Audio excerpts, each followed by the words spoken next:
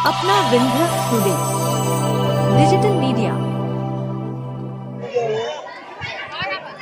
Good afternoon, Honorable Chief Guest Sir, Manager Sir, Principal Sir, Vice Principal Sir, and all teachers, my dear parents and my lovely brother and sister. I am Vaidehi Dhol. I am studying class 7. जैसा कि आप सभी जानते हैं कि आज गणतंत्र दिवस है। इस दिन भारत का संविधान पूरे भारत में लागू कर दिया गया था, जिन्हें आज हम सभी लोग मौलिक अधिकार को जानने की कोशिश करेंगे।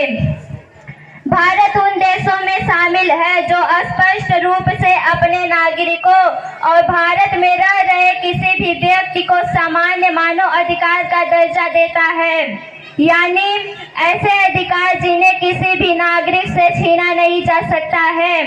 हर नागरिक को अपने मौलिक अधिकार बचाने के लिए हाई कोर्ट सुप्रीम कोर्ट बनाया गया है। Thank you. समता का अधिकार अनुच्छेद 14 से 18 तक संविधान में इसका जिक्र किया गया है। Article 14 right to equality before law and equal protection of law. इसके मुताबिक हर एक व्यक्ति कानून के समक्ष बराबर है। किसी भी व्यक्ति को कानून विशेष दर्जा नहीं देता और प्रत्येक व्यक्ति को कानून समान संरक्षण देता है। अगर संसद कोई ऐसा कानून बनाता है कि दो समान परिस्थिति के लोगों के बीच भेदभाव होता है तो सुप्रीम कोर्ट या हाई कोर्ट उसे रद्द कर देती है। उसी प्रकार अगर सरकार कोई ऐसा कानून बनाती है तो उसे भी सुप्रीम कोर्ट या हाई कोर्ट रद्द कर देती है। मैं मौलिक अधिकार का अनुच्छेद 15 भारत में किसी भी व्यक्ति के साथ धर्म, भाषा, जाति या लिंग के आधार पर भेदभाव हो रहा हो, मतलब हर नागरिक को एक समान अवसर मिलेगा कि किसी के साथ भी सिर्फ इस वजह से भेदभाव करेगा कि वह किसी भी विशेष धर्म या विशेष जाति का हो। यहाँ आपके मन में ये सवाल आ सकता है कि जब संविधान जाति या धर्म पर भेदभाव करती है तो आरक्षण व्यवस्था इस देश में क्यों है?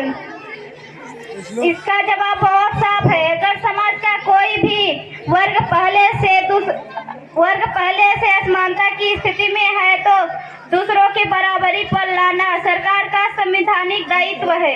यही आरक्षण का आधार है और यहाँ सुप्रीम कोर्ट भी इसे सही माना है।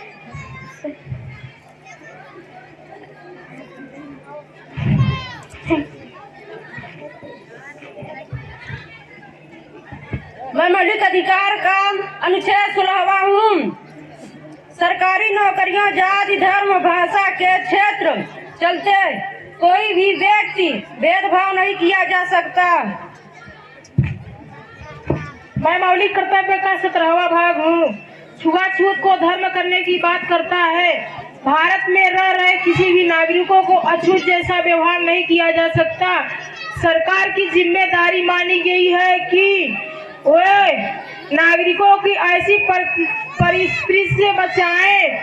सरकार ने इससे जुड़े कानून बनाए हैं ताकि किसी अगर से अछूत जैसा व्यवहार करता है तो उसे दंडित किया जाएगा। धन्यवाद। मैं मौलिक अधिकार का 18वां भाग हूँ। इस अनुच्छेद में उपाधियों को खत्म कर दिया गया है। इस आजाद भारत में सर, खान बहादुर, राय बहादुर, राजा महाराजा जैसी उपाधियों को धारण कर सकती है, परंतु शिक्षा संबंधी को उपाधियों धारण कर सकते हैं, जैसे doctor, IAS, IPS, advocate, professor, Bharat Ratna. Thank you. मैं मौलिक अधिकार का दूसरा भाग स्वतंत्रता का अधिकार।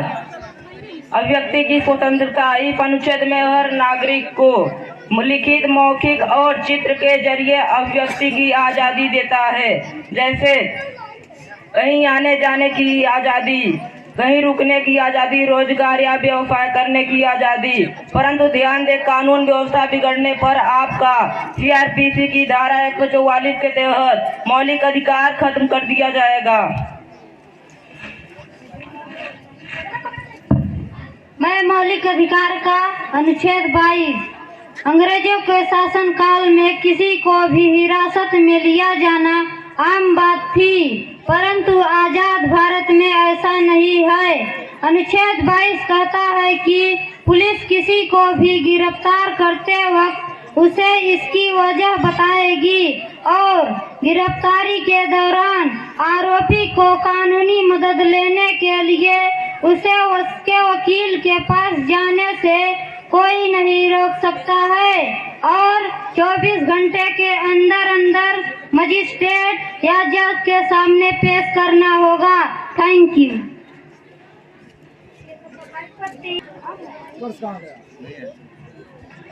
मैं मौलिक कर्तव्य का भी सहभागी हूँ। इस अनुच्छेद में तत्व नहीं कानून बना सकता है। पहले के लिए अपराध सजा नहीं मिलती है और किसी भी एक व्यक्ति को शिक्षा का अधिकार है। Thank you. मैं मौलिक अधिकार का 24वां भाग अनुच्छेद 24। अनुच्छेद 24 स्पष्ट रूप से कहता है कि 14 साल के कम बच्चों से किसी भी खतरनाक काम करवाया नहीं जा सकता और बाल मजदूरी पर पूरी तरह से रोक दी गई है। Thank you. मैं मौलिक अधिकार का अनुच्छेद 25, धार्मिक स्वतंत्रता का अधिकार। इस अनुच्छेद में धार्मिक स्वतंत्रता का जिक्र है। इसके तहत हर नागरिक को अपनी अंतरात्मा के मुताबिक धर्म को मानने, उसकी परंपराओं का पालन करने और उसका प्रचार करने का अधिकार दिया गया है। अगर कोई नागरिक चाहे तो वह धर्म को माने या नास्तिक बने रहने के लिए भी स्वतंत्र है, लेकिन आप किसी को भी धर्म परिवर्तन नहीं करवा सकते हैं। Thank you. जय हिंद, जय भारत, जय संविधान।